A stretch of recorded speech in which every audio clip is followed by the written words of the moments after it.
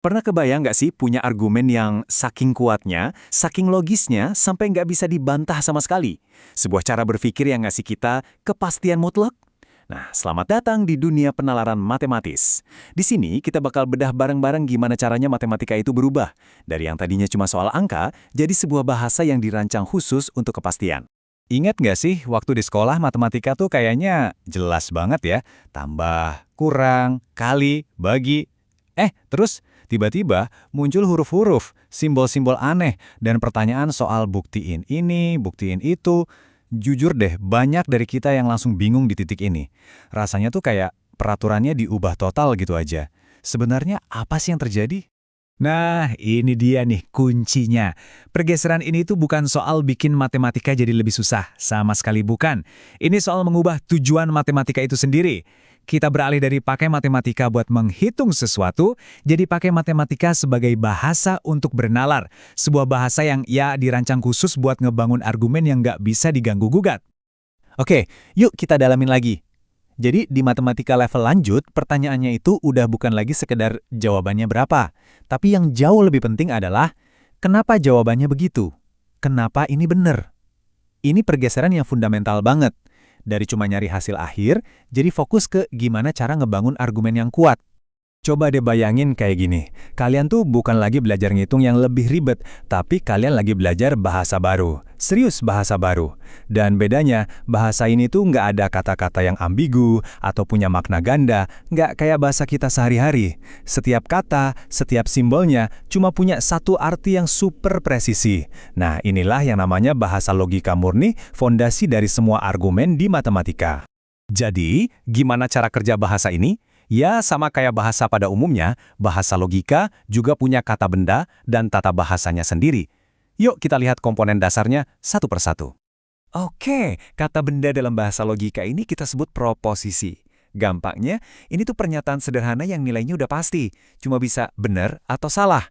Nggak ada tuh yang namanya agak benar atau mungkin. Contohnya, 2 dikali 5 sama dengan 10. Jelas ini proposisi yang benar.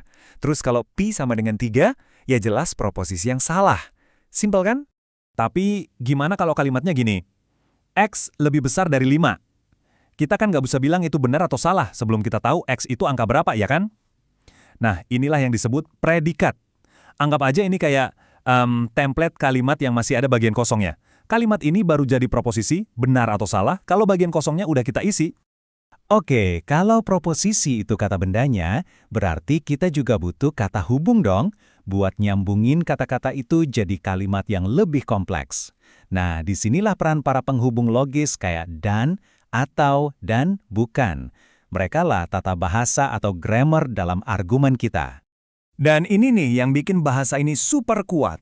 Cara kerja para penghubung ini diatur secara kaku, super ketat, pakai yang namanya tabel kebenaran. Contohnya, kalimat P dan Q itu cuma bisa dianggap benar kalau P dan Q dua-duanya benar, titik, nggak ada pengecualian. Aturan-aturan inilah yang ngebuang semua ambiguitas yang sering kita temuin kalau lagi ngobrol biasa, di mana kata atau aja bisa punya banyak arti kan? Oke, kita udah punya kata benda sama tata bahasanya. Sekarang, waktunya kita ngebangun sesuatu. Inilah inti dari penalaran matematis, ngebangun argumen yang super kokoh atau yang biasa kita sebut bukti. Struktur argumen yang paling sering dipakai di matematika itu namanya implikasi. Biasanya ditulis P panah Q. Bacanya simpel aja.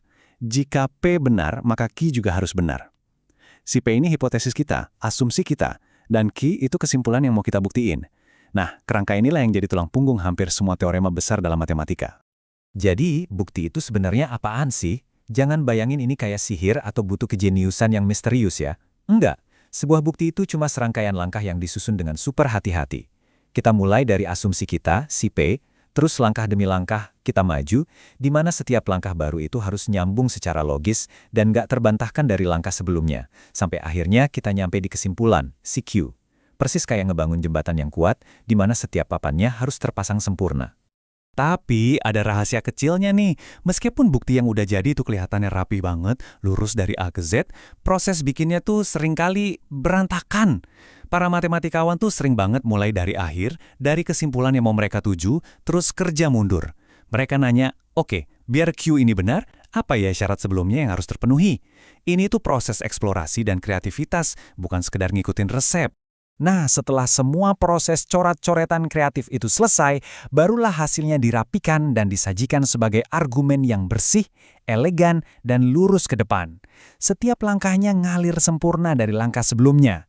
Tujuannya cuma satu, menciptakan sebuah rantai logika yang saking kuatnya nggak bisa dipatahin sama siapapun. Dan para matematikawan itu punya beberapa jurus cerdas buat ngebangun rantai logika ini. Kadang-kadang, cara paling gampang buat buktiin sesuatu itu benar, justru dengan nunjukin kalau kebalikannya itu mustahil atau sama sekali nggak masuk akal. Nah, ini tuh alat-alat canggih di dalam kotak perkakas logika yang nunjukin betapa kreatifnya proses pembuktian itu.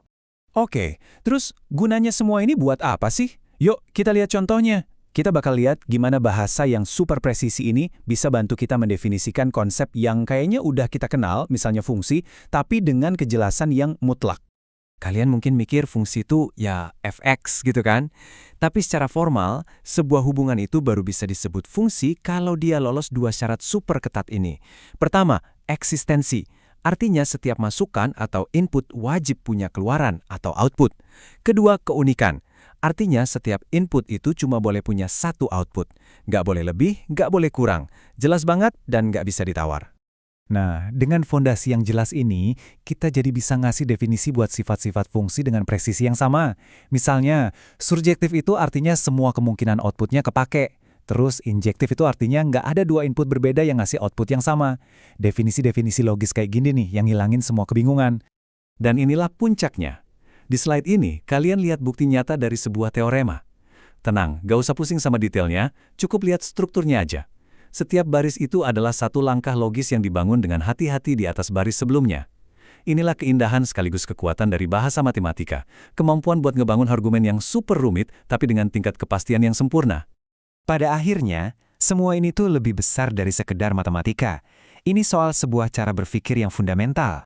Jadi, poin utamanya tuh ini, penalaran matematis itu ngelatih kita buat gak cuma nerima jawaban gitu aja, tapi buat menuntut pemahaman. Kenapa jawaban itu benar? Ini adalah latihan untuk punya pikiran yang jernih. Skill yang kita pelajari di sini, kayak mendefinisikan sesuatu dengan presisi, ngebangun argumen selangkah demi selangkah, sampai nyari celah dalam sebuah penalaran, itu kepake di mana-mana. Di sains, hukum, programming, atau bahkan pas lagi debat sama temen. Ini tuh semacam toolkit universal buat berpikir jernih. Jadi kesimpulannya, matematika itu jauh lebih dari sekedar angka. Matematika ngasih kita bahasa dan metode buat dapetin kepastian di dunia yang seringkali penuh sama hal-hal yang nggak jelas. Pertanyaannya sekarang buat kalian, kalau kalian punya alat untuk membangun argumen yang nggak terbantahkan, kira-kira hal apa di dunia ini yang menurut kalian paling penting buat dibuktikan?